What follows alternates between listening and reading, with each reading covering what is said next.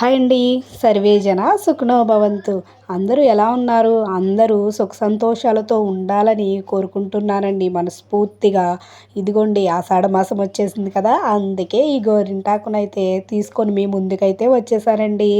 ఆషాఢ మాసంలో ప్రత్యేకమైనది ఏమైనా ఉన్నది అంటే గోరింటాకే మొదటి స్నానాన్నయితే మనం కల్పించగలుగుతున్నాం కదండి. ఇప్పటికీ కూడా మనకు ఎంత ట్రెడిషనల్స్గా తయారైనా సరే కూడా ఈ గోరింటాకు ఉంటేనే మనం రెడీ అయిన దానికి కూడా ఒక అందమైతే చేకూరుతుంది కదండి. ఈ గోరింటాకు ఉన్నటువంటి అందము ఇంకా దేనికి రాదండి. మగవులందరికీ కూడా మగవులండి దీనిని ఒక మంగళ ద్రవ్యముగా అయితే పూజిస్తూ ఉంటారండి. పూర్వం నుండి కూడా ఇదైతే వచ్చిందండి.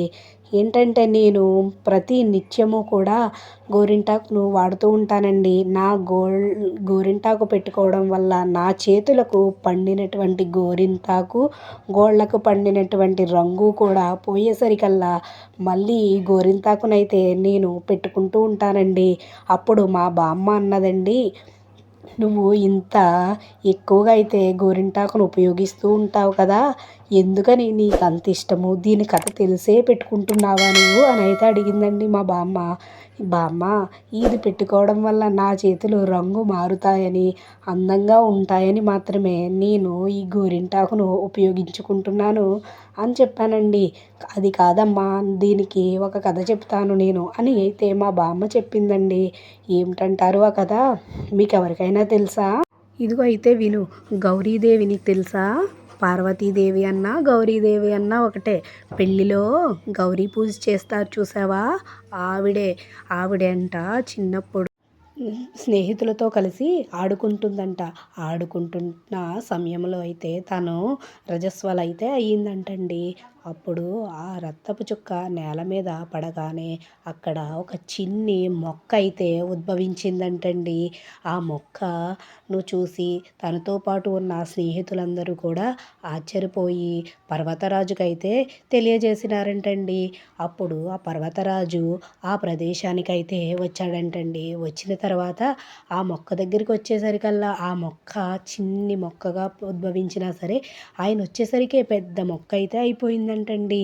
అప్పుడు పార్వతీదేవి యొక్క రుద్రాంశతో పుట్టాను కదా, నేను స్త్రీ యొక్క అలంకరణలో ఒక భాగం కావచ్చునా అని అడిగిందంటండి. అంతలో ఆ పార్వతీదేవి తన చిన్నతన చేష్టలతో ఆ కొమ్మను తుంచిందంటండి. తుంచగానే తన చేతులు కందిపోయాయంటండి ఎర్రగా. అప్పుడు పార్వతీదేవి యొక్క తల్లి, అమ్మో నా బిడ్డ యొక్క చేతులు కందిపోయాయి, ఏమైందో అని అయ్యో అంటుండగానే పార్వతీదేవి అందంటండి, చేతులైతేనమ్మా కొంత కూడా నొచ్చుకోలేదు. నొచ్చుకోకపోయినా సరే కూడా నా చేతులు చాలా అందంగా అయితే ఉన్నాయమ్మా. ఈ రంగు వల్ల చాలా సుందరవనంగా అయితే ఉన్నాయి కదా అమ్మా అని అడిగిదటండి.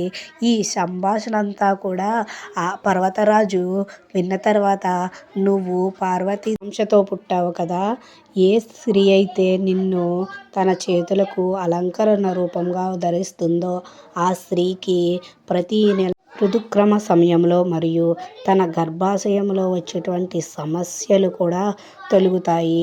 తను నిత్యము కూడా ఆరోగ్యవంతురాలుగా ఉంటుంది అని ఆ గోరింత మొక్కకైతే వరమిచ్చాడంటండి పర్వత మహారాజు.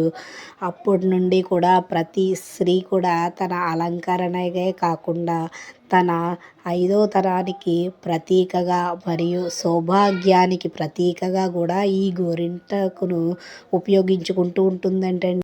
ఈ కథ అయితే చెప్పిందండి మా బామ్మ. ఇంతేనంటారా? ఇంకా ఏవైనా కథ తెలిస్తే తప్పనిసరిగా నాకు తెలియజేయగలరండి. బాయ్ అండి.